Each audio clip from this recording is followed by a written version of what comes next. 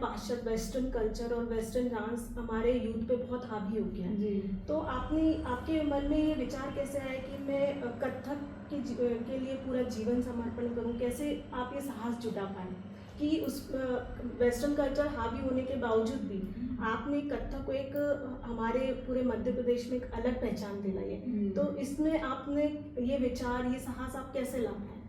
देखिए, बिलीव, मैं हमेशा कहती हूँ बिलीव सिस्टम बहुत काम करता है। तो मुझे शुरू से अपनी परंपरा पे कड़ा विश्वास था, और मैं जब भी आपने बोला ना, मैं हमेशा फोकस रही हूँ। आपकी सफलता का सबसे बड़ा कारण फोकस।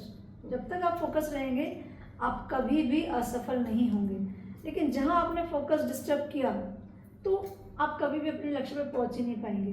तो मुझे लगता है कि यही जो मेरी विशेषता रही कि मैंने एकाग्रचित होकर और अपने लक्ष्य को देखा है, और इसलिए मैं कहीं डिग नहीं पाई और कभी मैं विचलित नहीं हो पाई, क्योंकि मुझे मालूम था कि मेरा एम क्या है, मेरे जीवन का लक्ष्य क्या है, मैं क्यों पैदा हुई हूँ। जब बच्चा समझ लेता है तो मुझे लगता है कि कभी भी डिस्टर्ब नहीं, दृढ़ संकल्प में हमेशा से रही हूँ। और मैंने लाइफ में अपने दायरे को बहुत सीमित रखा, मतलब मैं बहुत ज़्यादा अपने दायरे को बढ़ाया नहीं। मेरे पापा हमेशा कहा करते थे, उतने ही पैर पसारिए जितनी आपकी चादर हो। जी। तो मैंने उस बात की हमेशा ध्यान रखी, और मेरे डैडी हमेशा बोलते थे और बोल के गए हैं मुझे कि सत्य परेशान हो सकता है लेकिन पराजित नहीं हो सकता। तो आप अगर सच हैं तो आप परेशान रहेंगे, क्योंकि दुनिया आपको शायद उस तरीके से माने ना, लेकिन एक समय जरूर आएगा, अगर आपने अपनी परंपरा में विश्वास रखा तो परंपरा कभी नहीं हारती है, वो सनातन रहती है, वो सत्य रहती है। तो इसलिए आप अपनी परंपरा में विश्वास कीजिए, अपने आप में विश्वास कीजिए, और अपने किए हुए कार्य में विश्वास कीजिए, और आपकी गुरु की दी हुई शिक्षा में विश्वास कीजिए कि उन्होंने वो, जैसे अपन किसी का प्रसाद, अगर हम मंदिर में जाते तो हम कितने श्रद्धा से प्रसाद लेते हैं ना। जी। तो ये जो कथक है, ये जो कला है, ये गुरु लोग का प्रसाद है। जी बिल्कुल। तो इसी भी श्रद्धा से ग्रहण कीजिए, तो क्यों नहीं आपके लाइफ में उतना ब्लेसिंग आएगा। बिल्कुल सही। श्रद्धा तो सब दूर जरूरी है ना। जी बिल्कुल। सो नादियों की जन्म के पीछे आपका क्या मोटिव था? नादियों की स्थापना के पीछे सबसे बड़ा मेरा मोटिव ये था कि मैं ऐसे बच्चे जो फाइनेंशियली बहुत वीक हैं, या जिनके घर का एटमॉस्फेयर ऐसा नहीं कि वो कथक की शिक्षा ले सके, ऐसे बच्चों को अडॉप्ट करके और मैं उनको इंटरनेशनल नेशनल लेवल तक लेके जाती हूँ। उनके सपनों को, उनके पंखों को उड़ान देने की कोशिश करती हूँ, क्योंकि मैंने जब इंडियाज़ गॉट टैलेंट जीता था तो मैं एक रागिनी थी। जी। मैंने 1000 रागिनी बनाई। अब मैं सोचती हूँ अगर मैं 1000 रागिनियाँ बनाऊंगी तो वो लाखों रागिनियाँ बनाएंगी, और ऐसे ही हमारी कला का विस्तार होगा। और आज यहाँ है, कल पूरे इंडिया में मतलब ये कला विस्तार हुआ, आगे विदेशों में भी विस्तार होगा। तो बस मेरी ये कला साधना और मेरा कार्य जारी है, और मैं कोशिश करती हूँ कि मैं इसको ईमानदारी से करती रहूँ। जी। तो आप नादियों को आगे 5 सालों में कैसा देखना चाहते हैं? 5 सालों में नादियों को मैं बहुत मतलब वैश्विक स्तर पर देखना चाहती हूँ, और इंटरनेशनल लेवल पे उसे देखना पसंद करूँगी। कि जैसे आज टचवुड बोलना चाहिए कि नादियों को पूरे वर्ल्ड वाइड जुड़ा हुआ है, आज ऑनलाइन पूरी वर्ल्ड वाइड यहाँ हमारे यहाँ बच्चे आते हैं, सीखते हैं, अपनी परंपरा का निर्वाह करते हैं, हमारे नादियों गुरुकुल से शिक्षा प्राप्त करते हैं। तो मेरा ऐसा कि आगे जैसे मैंने नादियों जब खोला था तो मैंने यही सोचा था कि जो बच्चे जिन्होंने कभी सोचा भी नहीं कि वो कथक आर्टिस्ट बनेंगे, वो यहाँ आके अपने सपनों को पूरा कर सकते हैं। ये सपनों की वो जगह है जहाँ आप अपने सपनों को हकीकत में बदल सकते हैं, अपने सपनों को सच कर सकते हैं। तो बस यही उद्देश्य और यही प्रारब्ध लेके मैं चल रही हूँ, और ये संकल्प मैंने लिया हुआ, जैसे संस्कृति धरोहर की सेवा जैसा मेरा संकल्प है, वो इसी के अंतर्गत आता है। इसी के अंतर्गत हम लोगों ने एक नाथ फाउंडेशन भी स्थापित किया है, जिसके अंतर्गत ऐसे सभी छोटे छोटे बच्चों को, या ऐसे आर्थिक स्थिति जिनकी ठीक नहीं रहती, उन बच्चों को हम शिक्षा देते हैं, उन बच्चों को हम आगे लेके आते हैं, और कोशिश करते हैं कि उनका हाथ पकड़ के और उनका साथ, हमारा साथ अगर उनके साथ मिल जाए तो ये परंपरा उनकी। जी। तो ऐसा कह सकते हैं कि नादियों सपनों को साकार करने की एक 100% बिल्कुल सच। सपनों को साकार करने के साथ ही आपके सपनों को सच, और आपके पंखों को उड़ान देने का बहुत उत्तम स्थान प्लेटफॉर्म में है ये बहुत अच्छा प्लेटफॉर्म है जो हमारे एमपी में और हमारे इंदौर को आपके द्वारा मिला हुआ है। इसके लिए हम लोग बहुत ही आपके आभारी रहेंगे जी। तो जैसा आपने एक इंस्टीट्यूट के बारे में बताया, ऐसे मैं आपको मतलब बताना चाहूँगी आजकल स्कूल्स के भी कैरिकुलम में कथक को हमने ऐड कर लिया है। जी, जी। तो उसके बारे में आपके क्या विचार हैं कि क्या कि स्कूल के जो एटिकेट्स हैं उनके लिए तो मैं कुछ नहीं बोलना चाहूँगी, लेकिन मैं आप सभी लोगों से बोलना चाहती हूँ। जैसे जनरली स्कूल में क्या होता है कि जो एक कथक आर्टिस्ट है या कोई भी आर्टिस्ट है तो उसे सारे काम दिए जाते हैं, मतलब वो हिंदी भी पढ़ाएगा, इंग्लिश भी पढ़ाएगा, संस्कृत भी पढ़ाएगा। तो मुझे लगता है कि जो संस्कृत टीचर वो डांस क्यों नहीं पढ़ाएगा? बिल्कुल सही। जो हिंदी टीचर है वो डांस क्यों नहीं पढ़ाएगा? नहीं, डांस के लिए आपको डांस टीचर नहीं चाहिए, मल्टी टैलेंटेड टीचर चाहिए। और गणित पढ़ाने के लिए आपको सिर्फ गणित वाला टीचर, मैथ्स क्यों चाहिए? हिंदी के लिए हिंदी स्पेशल पर्सन क्यों आपको चाहिए? ऐसा नहीं होता।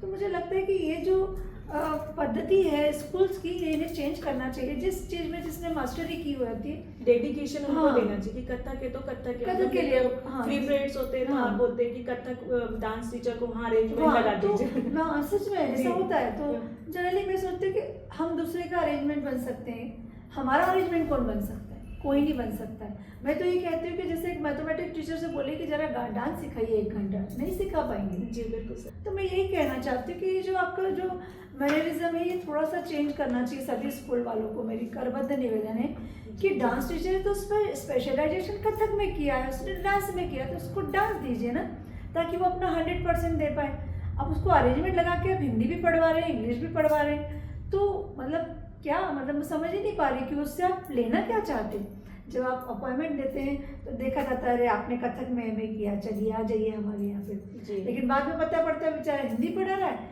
कभी इंग्लिश पढ़ा रहा है और कभी अरेंजमेंट पीरियड दे रहा है, कहीं आर्ट एंड क्राफ्ट कर रहे हैं। तो उस पद्धति से मैं थोड़ा सा बहुत आहत हूँ और दुखी भी हूँ कि ऐसा क्यों। और दूसरी बात, मैं तो मानती हूँ इस बात के लिए सबसे बड़ा दोष जो भी व्यक्ति है उसका होता है। जी बिल्कुल, कि आपको जो चीज़ आई उसमें आप हाँ कीजिए ना, जो चीज़ नहीं आती उसका ना कीजिए। बिल्कुल सही। क्योंकि स्पेशलाइजेशन तो हमने कथक में किया है, हम हिंदी में से पढ़ा सकते हैं, हम हिंदी पढ़ाई, हमने हिंदी पढ़ी, लेकिन हमारा स्पेशलाइजेशन हिंदी में नहीं है, तो हम क्यों पढ़ाएंगे भला हिंदी, क्यों पढ़ाएंगे भला मैथ्स, क्यों पढ़ाएंगे भला हम साइंस। जी बिल्कुल। तो स्पेशलाइजेशन जिसमें लिया हमसे वो करवाई, जिससे मैंने किया। तो मैं कथक के साथ में मैं काम करती हूँ ना, कथक में इस चीज़ में हमारी फील्ड में कोई देखिए करते ही काम। जी एक ह्यूमन टेंडेंसी, एक ह्यूमन माइंड है कि आजकल मतलब डांस या कथक या भरतनाट्यम हम देखें तो एक माइंड सेट है, माइंड फ्रेम है कि हम हमेशा उसमें फीमेल को ही देखते हैं। जी, तो इसमें जो हमारा जेंडर इक्वलिटी है ये कहाँ तक रोल, उसके लिए कितनी अपॉर्चुनिटी है, कितने रोल्स हैं, मतलब आगे तक जा सकते हैं, उसके बारे में आपका क्या कहना है कि मतलब दोनों को इक्वलिटी देना चाहिए कि दोनों ही आगे जा सकते हैं। जी, इसके बारे में आपके क्या विचार? देखिए श्वेता, मैं इसको नहीं मानती, और किसी भी फील्ड में स्त्री पुरुष का कोई रोल नहीं है, जो करना चाहे वो कर सकता है। अब जैसे महाराज जी को बहुत बड़ा नाम है, उनकी वजह से आज हम कथक को जान पा रहे हैं, है ना, उनकी परंपरा की वजह से आज हम थोड़ा बहुत समझ पा रहे हैं। अदरवाइज हमारे लिए तो कोई जितने भी हमारे बड़े गुरु हैं, शंभू महाराज जी हुए, लक्ष्मण महाराज जी हुए, लक्ष्मण महाराज जी हुए, और भी बहुत सारे गुरु हैं, दुर्गालाल जी हुए, तो ये तो सब पुरुष ही थे। जी, तो स्त्री और पुरुष में भेद कहाँ? जब भगवान शिव ने अर्धनारी का स्वरूप लिया था समय आने पे, तो स्त्री और पुरुष एक दूसरे के पूरक हैं, बगैर एक दूसरे के तो आ ही नहीं सकता। तो इस कला को भी ऐसे विभाजन में मैं नहीं मानती। और जैसे मेरे पास अभी गौतम सिंह राज सीख रहे हैं और सेकंड ब्रांच के हेड हैं और बहुत अच्छा कर रहे हैं, बहुत अच्छा सिखा रहे हैं, तो वहाँ मैं ये नहीं मानती। ये आपके द्वारा मैं और लोगों का ये मिसकंसेप्शन दूर करना चाहती हूँ। ये भ्रांतियाँ हैं, ये भ्रांतियाँ ये तो लोगों के बनाए हुए परसेप्शन है जो उन्होंने खुद से दिमाग से बनाए हैं, क्योंकि उन्हें कोई काम नहीं होता था तो उन्होंने ये परसेप्शन बना के छोड़ दिया। तो मुझे लगता है कभी कभी पेरेंट्स भी इस डर के कारण अपने मतलब बच्चों की प्रतिभाओं को आगे नहीं बढ़ा पाते, तो ये एक मिसकंसेप्शन है। तो वो आपके द्वारा आज वो क्लियर हो जाएगा तो बहुत पेरेंट्स को एक मोटिवेशन मिलेगा। मैं सभी से कहना चाहती हूँ सबसे पहले इवॉल्व होइए, मतलब इवॉल्व समझते सोच में परिवर्तन होना चाहिए, मतलब सोच विकसित होना चाहिए। तो विकास कहाँ से होगा? सोच से होगा। तो सबसे पहले सोच बदल दी, सोच बदली तो सब कुछ बदल जाएगा। इसलिए मैं हमेशा कहती हूँ कि इधर सोचना जो है हमारा इतना स्टैंडर्ड होना चाहिए कि ये सारे ऑब्स्टिकल्स आपको हर्डल्स पार करके आप आगे जा पाए, मतलब ये कहीं आपको रोक ना पाए। बिल्कुल बिल्कुल। और जहाँ तक स्त्री पुरुष का है तो मैं तो नहीं मानती। बिल्कुल सही कहा। यही आप जो सोच की बात करें तो आजकल वर्तमान स्थिति में ऐसा हुआ कि हर एम्प्लॉय या हम कहीं भी देख लिए एक मानसिक परेशानी से निकल रहा है। जैसे कहीं गवर्नमेंट सर्विस में देख लिए या प्राइवेट में, तो गवर्नमेंट उसके लिए नई नई जैसे म्यूजिक थेरेपी है और योगा थेरेपी उनको इंट्रोड्यूस करवा रही है। तो ऐसे में एज अ कथक इनोवेटर आप कथक को कितना सहायक मानती हैं इन सब चीज़ों से बाहर निकलने की? मानसिक परेशानी से एक इंसान बाहर निकले, उसमें कथक कितना सहायक कार्य है? कथक कहना चाहूँगी वो रामबाण औषधि है जी, मतलब वो संजीवनी है। कथक है, कोई सा भी नृत्य है, वो संजीवनी है। जी। जब आप मतलब पजल हो जाते हैं, जब आप अवसाद में चले जाते हैं या जब आप टूटने लगते हैं, तो डांस ही एक ऐसा माध्यम है जिससे आप अपने आप उठ सकते हैं और ये एनर्जी मिलती है। मतलब ये मेरे लाइफ का बहुत पर्सनल एक्सपीरियंस रहा है। मैं कई बार टूटी हूँ लेकिन मैं बिखरी नहीं, उसका सबसे बड़ा कारण था डांस। और सबसे बड़ी बात बताऊँ तो डांस एक हमारा माइंड बॉडी एंड सोल का अलाइनमेंट है। इससे बड़ी ज़्यादा बात मैं कह ही नहीं सकती।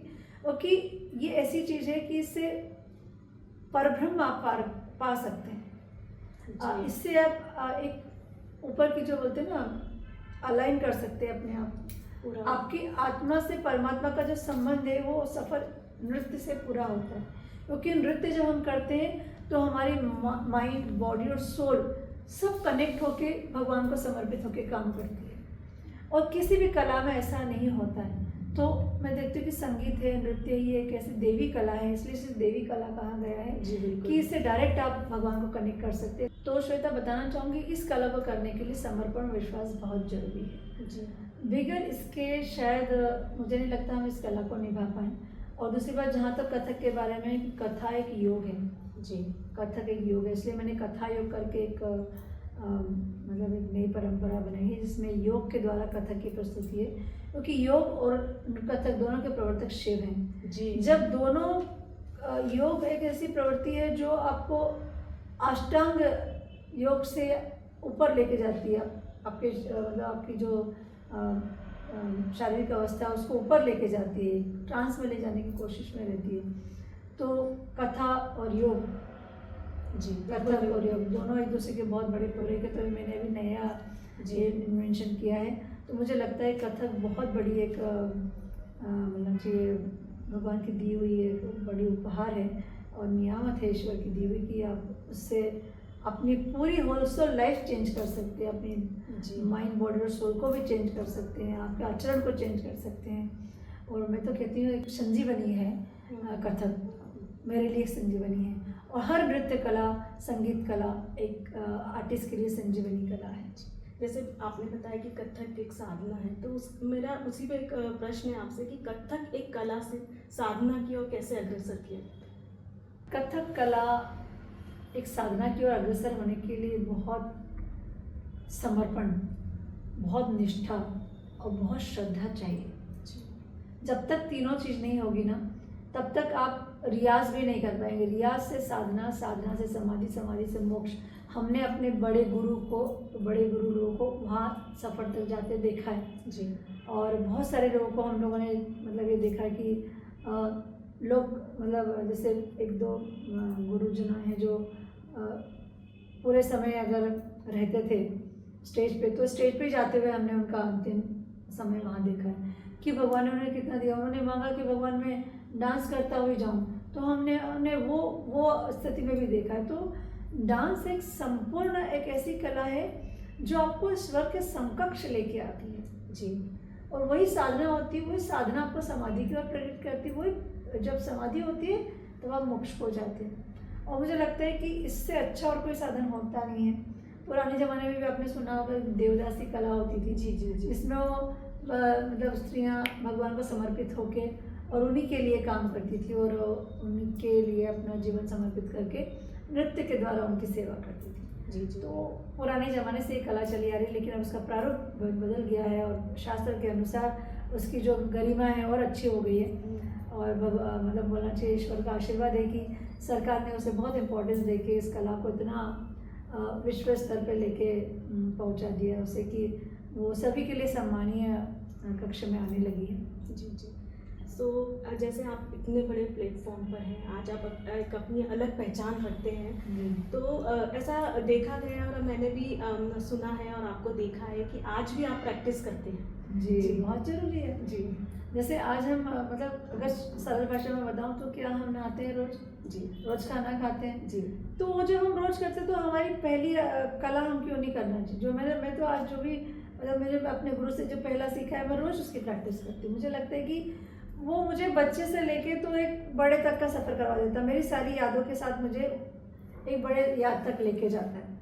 तो उस याद को मैं तरोताज़ा रखने के लिए और हमेशा मुझे श्वेता ऐसा लगता है कि इंसान को अपना पास्ट देखते हुए आगे बढ़ना चाहिए। बिल्कुल बिल्कुल सही है। और मेरे पापा कहते थे कि जब भी आगे बढ़ना हो तो नीचे वालों को देखो, ऊपर वालों को देख के कभी आगे मत बढ़ो। बिल्कुल सही। नीचे देखोगे तो तुम्हें ये पता लगेगा कि हाँ इनसे हम अच्छे हैं, ऊपर देखोगे तो हमेशा असंतुष्ट रहोगे कि अभी तो हमें ये मिला नहीं है। बिल्कुल सही कह रहे तो हैं। इसलिए मुझे लगता है कि यही रास्ता होना चाहिए जो मैं बता तो रही हूँ। डिसिप्लिन एक बहुत इम्पोर्टेंट रोल रखता है इन सब। Very important. जी डिसिप्लिन बहुत ज़रूरी, लेकिन वही बोला आपको, डिसिप्लिन कब आता है जब आप ईमानदार।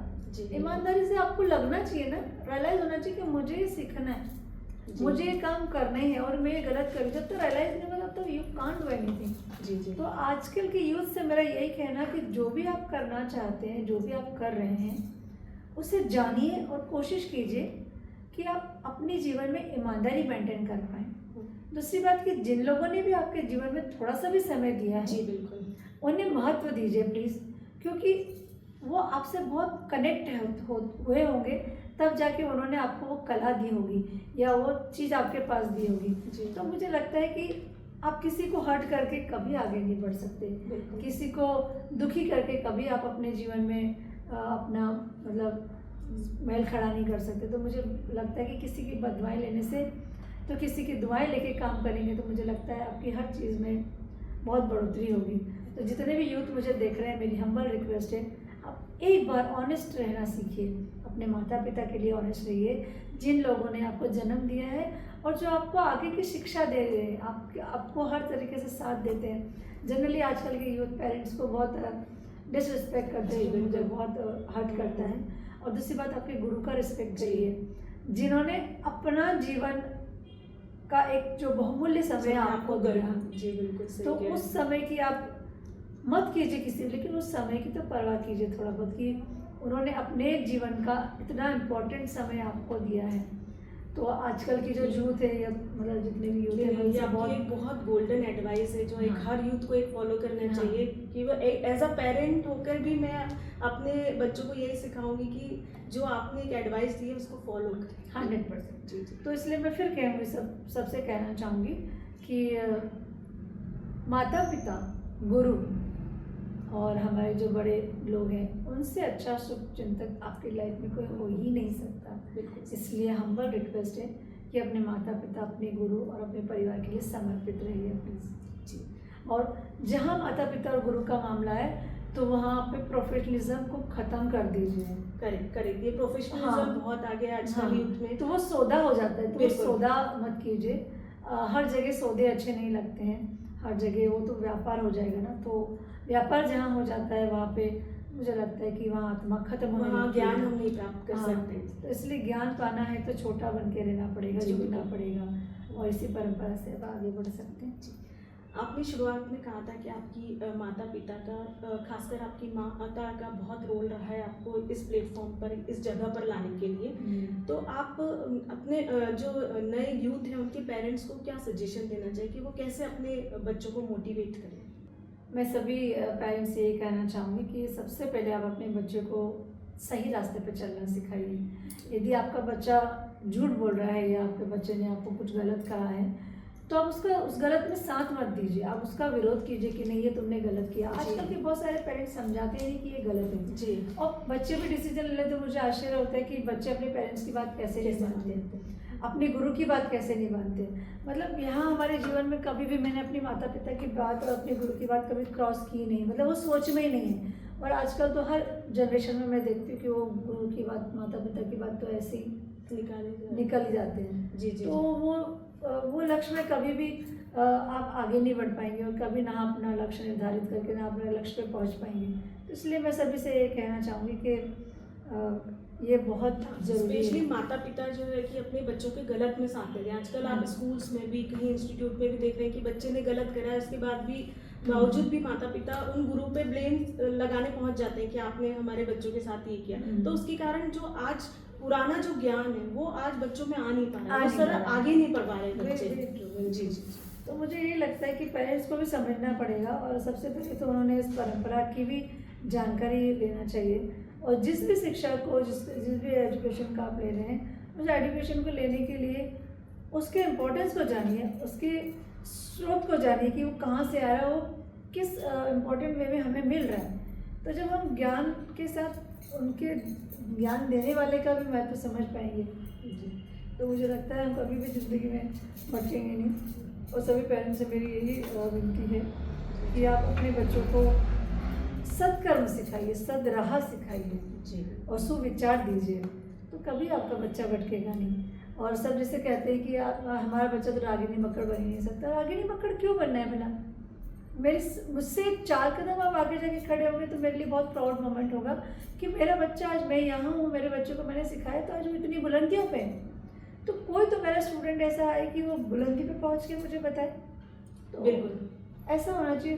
पुराने ज़माने में भी आपने देखा होगा कि गुरु लोग जाते थे तो अपने पैरों के चिन्ह मिटा दिया करते थे कि नहीं, मेरा बच्चा कहीं यहीं तक ना सीमित हो जाए, इससे आगे भी, मेरे से आगे भी जाए। बिल्कुल तो मैं उन गुरुओं में से हूँ कि अगर मेरा बच्चा अच्छा करता तो मेरे लिए बहुत प्राउड मोमेंट है वो। और उसको जरा मतलब शब्दों में कहना इतना आसान भी नहीं है, मतलब ईजी भी नहीं होता है मेरे लिए। जी मैम, आज आपके साथ बहुत अच्छे कुछ गोल्डन रूल्स, गोल्डन कीज हमने ली हैं, जो डेफिनेटली मैं तो अपने जीवन में अपने बच्चों के साथ ज़रूर उतारूंगी। और जो व्यूअर्स हैं हमारे, जो देख रहे हैं, उनको भी कहूँगी कि जितनी चीज़ें आप ला सकते हैं अपने जीवन में, अपने बच्चों के जीवन में, जो मैम की कही हुई है वो ज़रूर लाएँ। Thank you so much ma'am, जो आपने अपना वैल्यूएबल टाइम मुझे दिया। मैं बहुत अपने आप को सौभाग्यशाली भी मानती हूँ कि ईश्वर की कृपा से मुझे आज आपके सामने बैठने का मौका है। Thank you so much. Thank you.